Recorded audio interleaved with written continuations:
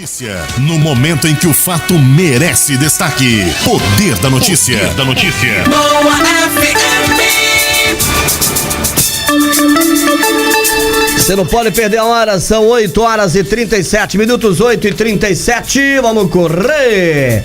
Professor Glauber Guirra, professor de Geografia e Atualidades. Bom dia, professor. Bom dia, Tom. Bom dia, ouvintes da Boa FM. Você tá bacana, professor? Tranquilidade. É a segunda vez que o senhor vem aqui na Boa, né? Vem pela manhã também, no sábado pela manhã. Vim aqui no sábado pela manhã com o Beto, com o Diego Ranieri.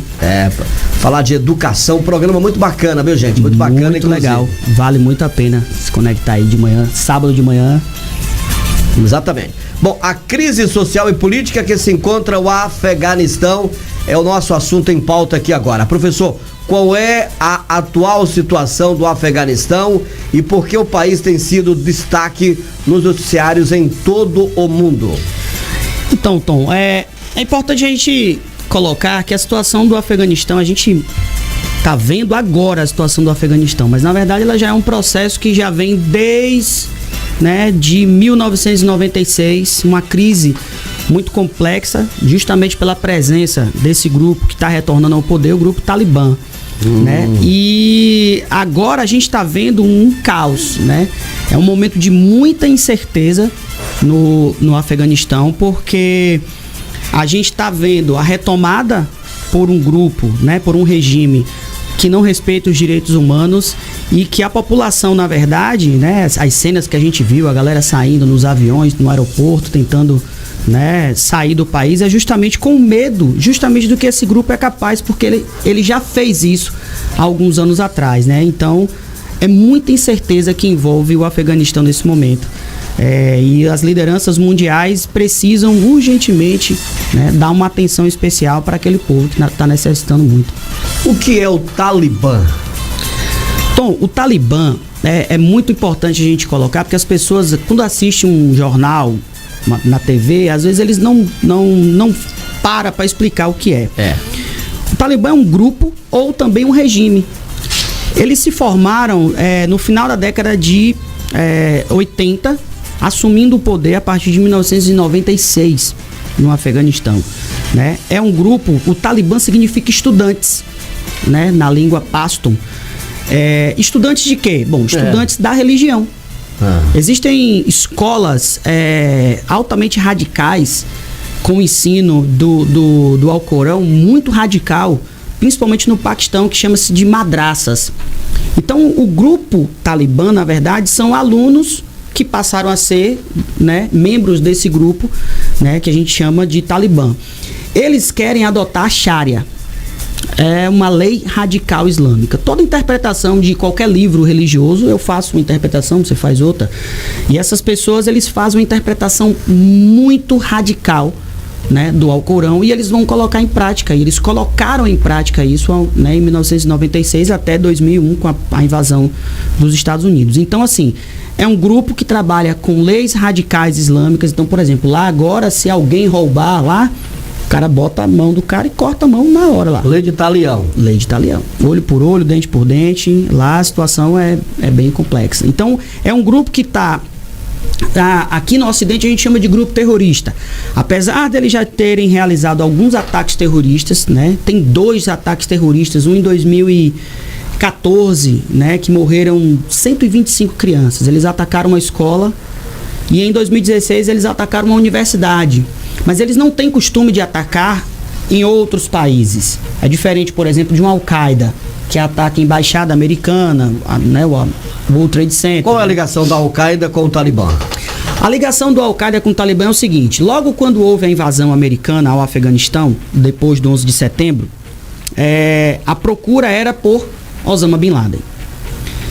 E eles invadiram o Afeganistão na tentativa de buscar Bin Laden. Então, o regime Talibã deu apoio ao Al-Qaeda. Ele abraçou o Al-Qaeda e protegeu. Então, quando eles chegaram no Afeganistão, eles foram para a fronteira com o Paquistão e ficou o grupo Talibã e Al-Qaeda dando abrigo a Osama Bin Laden, Eles deram abrigo a Osama Bin Laden. Então, quando os Estados Unidos invadem o Afeganistão, ele está procurando Bin Laden e, por conta dessa ajuda, ele acaba também virando inimigo do regime talibã naquele país. Porque agregou aí, porque protegeu. Porque protegeu, né? Deu abrigo.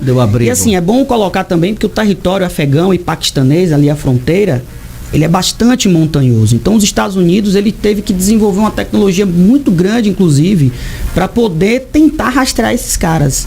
Tanto que passou 10 anos para capturar Bin Laden, né? E só veio pegar Bin Laden por conta de um acordo, né? Na verdade é isso, os Estados Unidos invadiu o Afeganistão para buscar um homem, destruir um país inteiro para buscar um homem que só veio capturar 10 anos depois. Verdade. Agora, professor Glauber Guirra, você que está acompanhando a gente, professor Glauber Guirra, é professor de Geografia e Atualidades, repito, como esse cenário afeta aí direitos fundamentais, principalmente no que diz respeito às mulheres? Então, Tom, as mulheres, antes da chegada do regime talibã, lá em 96, as mulheres estudavam, as mulheres tinham uma vida normal, né? Como as mulheres ocidentais. Com a chegada do regime talibã, justamente por conta da Sharia, dessa lei radical islâmica, as mulheres passaram a ter uma opressão muito grande. Para você ter uma ideia, elas só poderiam sair de casa agora com a presença, né, do marido. E isso é assim, algo absurdo, né? Você pensar como, né? As mulheres, qualquer ato de indisciplina, entre aspas, né? Que se tem, ela poderia ser apedrejada, ela poderia ser espancada pelo pai, pelo marido, pelo irmão e pela sogra. Então as mulheres perderam assim totais direitos com a presença do regime talibã. Veja que as meninas, né, afegãs, elas começavam a estudar, mas ela tinha uma idade. Então, 15 anos, elas param de estudar para poder justamente serem esposas, né, desses membros, né, do Talibã. E aí é importante a gente lembrar da figura de Malala, né? Malala. Isso, importante isso. Né? Tem também, porque o regime da Sharia também comete esse tipo, os mais radicais mesmo assim, eles acabam cometendo também esse tipo de atrocidade, né? Agora, professor, explica pra gente a atuação do Talibã no Afeganistão na atualidade, agora, né? Como é que tá a situação da guerra, a invasão do país? A gente também tem que deixar claro uma coisa, Tom. O acordo que foi feito por Donald Trump em 2020 foi em fevereiro. Então, Trump, ele ordenou a saída das tropas americanas do país e fez vários acordos com isso. Biden, ao entrar no poder, ele só deu continuidade. Então, o que acontece? De fevereiro de 2020 até hoje, o Talibã ele veio tomando as áreas mais distantes da capital Cabul. Então, ele não tomou... A repercussão foi por conta da tomada da capital. Mas o país ele já vinha sido tomado. E a rapidez em que o Talibã tomou as cidades e a capital é que impressiona o mundo. Nesse caso, hoje, o Talibã tomou o poder, já assumiu o Palácio Presidencial e, como eu disse no início, né? Há uma incerteza muito grande do que vai acontecer. Será que o Talibã ele vai colocar a lei radical islâmica como era antigamente?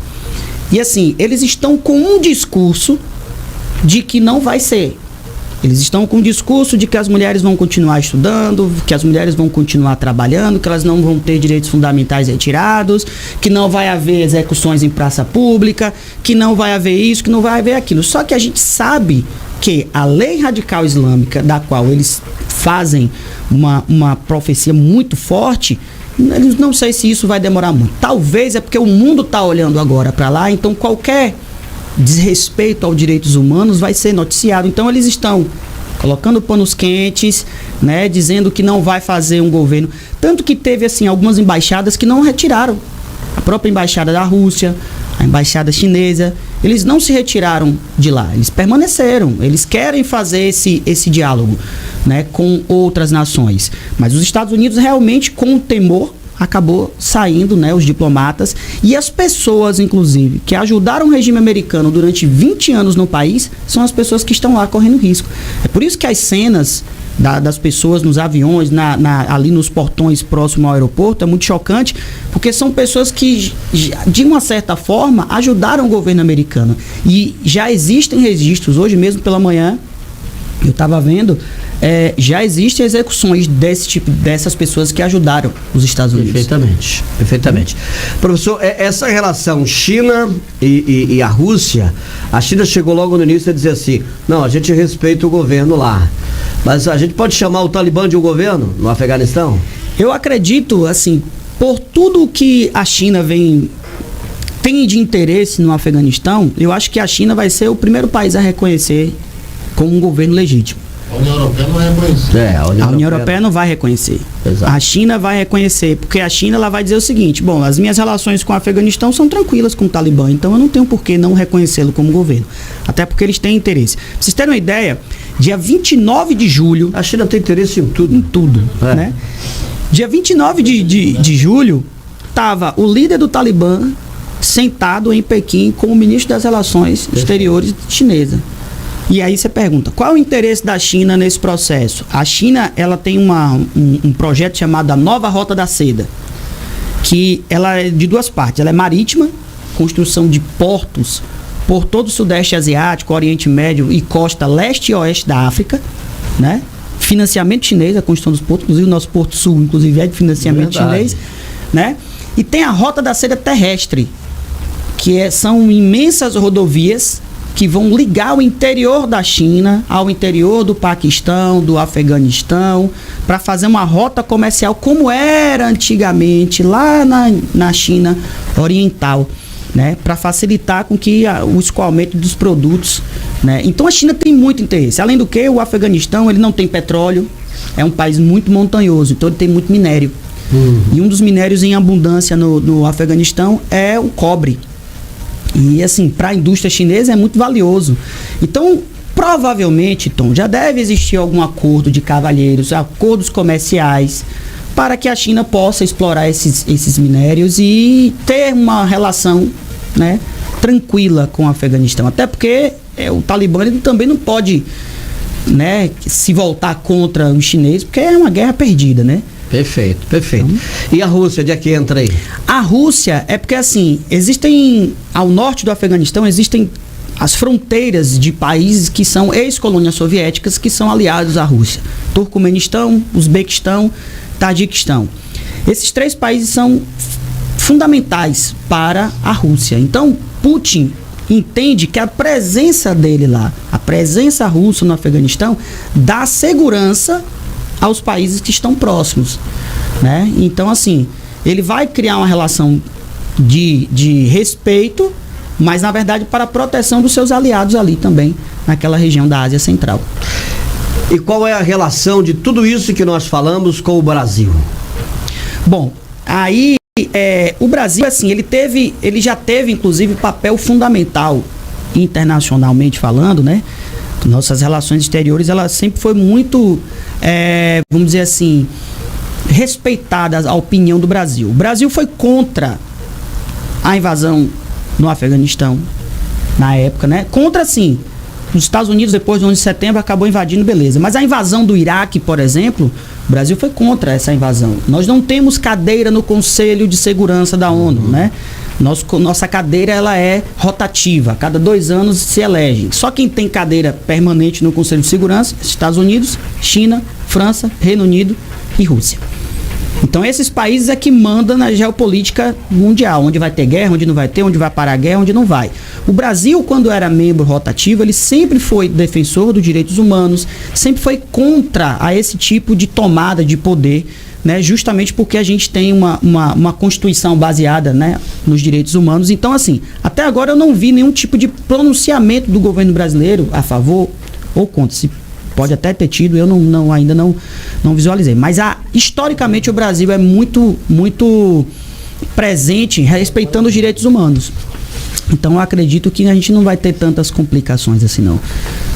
Muito bem. Professor Glauber Guirra, professor de Geografia e Atualidades. Repito, a gente está falando sobre crise social e política e que se encontra o Afeganistão. Professor, o que mais a gente poderia saber dessa história é comovente quando a gente vê, por exemplo, aquelas cenas ali do aeroporto de Cabul, né, daquele jovem, inclusive atleta, né, que é uma das vítimas que acabou caindo do avião. São cenas chocantes. Aquele soldado americano resgatando a criança, pessoas que já estão sendo executadas, inclusive religiosos, né?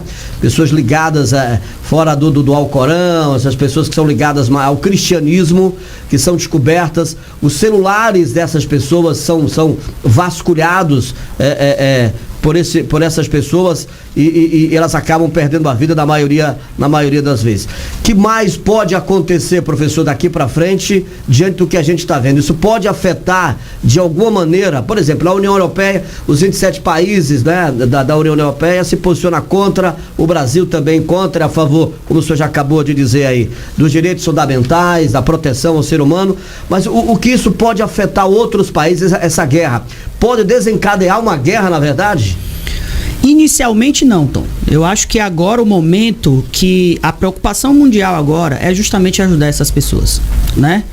O próprio Estados Unidos, ele está tentando, de alguma forma, tentar tirar essas pessoas de lá, mas são muitas pessoas. Então, países como Canadá, Alemanha, Reino Unido, desculpa, eles já se prontificaram a receber refugiados. Eu acho que o momento agora é resgatar aquelas pessoas e dar uma segurança, né, para aquelas pessoas, porque a vida delas está em risco. E assim, por incrível que pareça, Tom, existem pessoas que apoiam o regime talibã. Deus do céu. Sério, né? Lá as pessoas, elas foram criadas, eles acham que o regime talibã...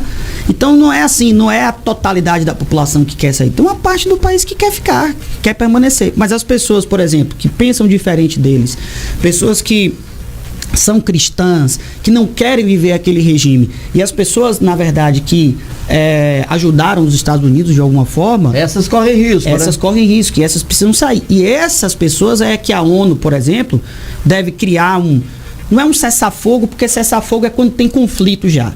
Criar uma zona segura, né? Ali precisa se colocar. Eu vi cenas de crianças, né, há dias ali já no aeroporto, com fome, com sede, no tempo, sol quente que está ali naquele país. Então, assim, é necessário uma ajuda humanitária para aquelas pessoas e tentar evacuar aquelas pessoas de uma forma segura. Então, a preocupação do mundo nesse momento deveria ser salvar a vida daquelas pessoas que querem sair daquele país. Porque provavelmente, se elas permanecerem, a gente não tem como garantir, né, o que o Talibã vai fazer com aquelas pessoas. Mas só o fato delas já estarem lá já é algo, né, que já está deixando elas em evidência, né? Então, ainda é um problema. Então, o mundo deve se preocupar prioritariamente em tirar aquelas pessoas com segurança de lá. Professor Glauber, muito obrigado. Uma aula de geografia, de atualidades. A gente passou pela geografia, pelas regiões montanhosas aí. A atualidade é um assunto muito importante. Agora, para fechar com chave de ouro, isso certamente será tema nos Enems da vida aí, né? Com nos certeza. Vestibulares e por aí vai. Com certeza. E aí, falando de Enem, né, a gente tem que lembrar inicialmente dos contextos, né? E aí existe um contexto muito interessante, que é a invasão da União Soviética ao Afeganistão em 1979, né? A União Soviética, para manter a sua presença ali no Oriente Médio, por uma área estratégica, ela acabou invadindo o Afeganistão.